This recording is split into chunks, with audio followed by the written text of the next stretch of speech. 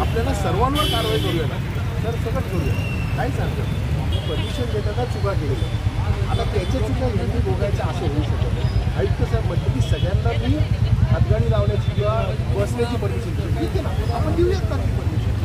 न्यायाचं म्हणणं असते की न्याय सर्वांना तोपर्यंत फक्त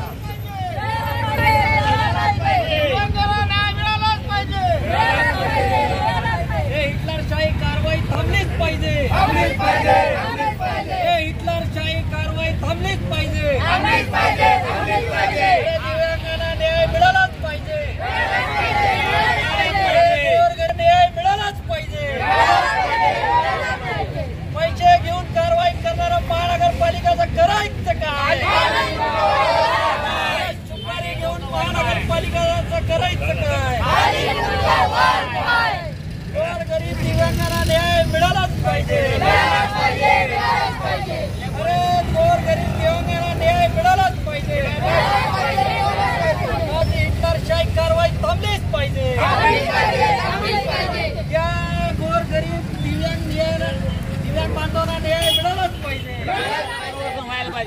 1971-74 पासून आम्हाला दुकानं दिलेली आहे आणि हे दुकान आम्हाला अपंग पुनर्वसन आणि राहण्याच्या सोयीकरता दिलेलं असून हे पाडण्याचा प्रयत्न करत आहे. हे चुकीचं आहे.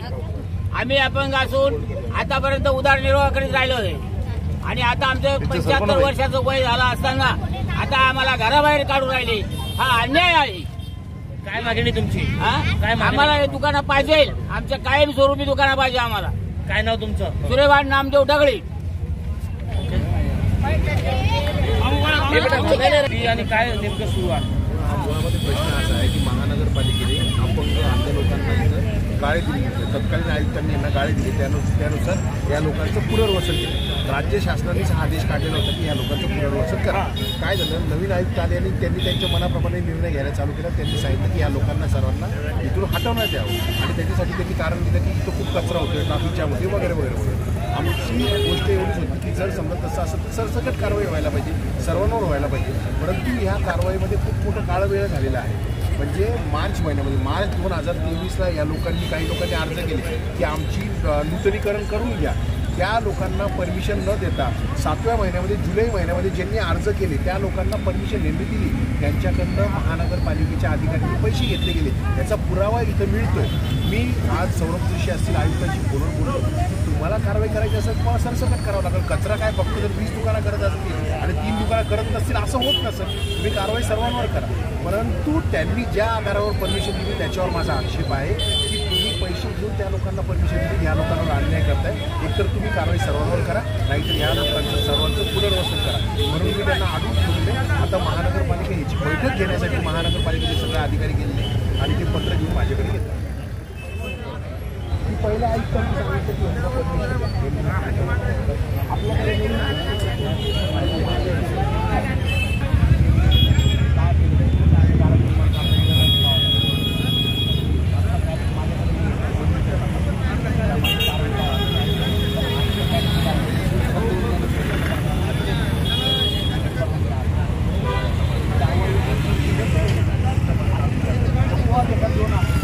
एवढ्या अपवादामध्ये आम्ही जाऊ आणि परत मुद्दाव करून कोणाला नसताना समजा 2 व्यक्ती आहेत त्यांच्याकडे परवानगी मिळेल पण येतच काढतो यांचं काढत नाही. परवानगी आहे त्याच्यात भेद आहे. मान्य केलं. काही लोकांना परमिशन अशीच आहे की त्या लोकांना परमिशन दिली गेली, ज्या अधिकाऱ्यांनी त्यांना परमिशन दिली की तुमचं काम आहे की तुम्ही त्यांच्यावर पहिली कारवाई करा. तुम्ही यांना कसं दिलं आणि तुम्ही जर तुमच्याच अधिकाऱ्यांना नसाल तुम्ही काय दुसरा निर्णय नाही. हे दिसतंय देणे किंवा न देणे त्याच्या मागे मी काय म्हणलं की कारण मिळवता आवश्यकता बघावं लागेल की का दिली गेली का नाही दिली. मग काय होतंय सर माहिती का, तुम्ही बघा ना म्हणजे आम्ही 10 लोकांवर जाणून बुजून सूड बुजली कारवाई करताय. मला स्पष्टपणे म्हणतो आणि त्याच्यात जे दिलेले आहे ते अपंग पण नाही आहे. मी तर एवढं पण मुद्दा मांडला तुम्ही माझ्यासमोर की जर समजा एखाद्या अपंगाचं प्रमाण वाढवलं आणि त्या अपंगाच्या जागी एकदाच कारवाई करा. मी येणार नाही सर. अनधिकृत कुठल्याही गोष्टीच्या अगेन्स्टमध्ये मी 100% समर्थन राहते महानगरपालिकेचे. अनधिकृत नाहीच.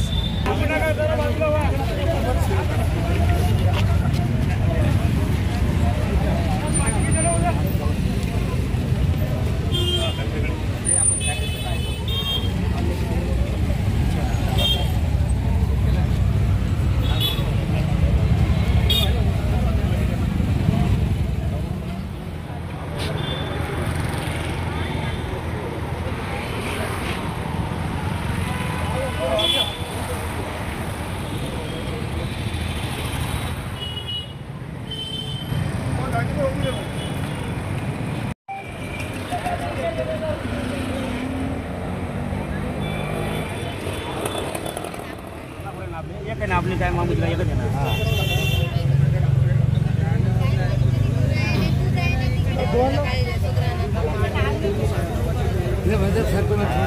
उलटा बात कर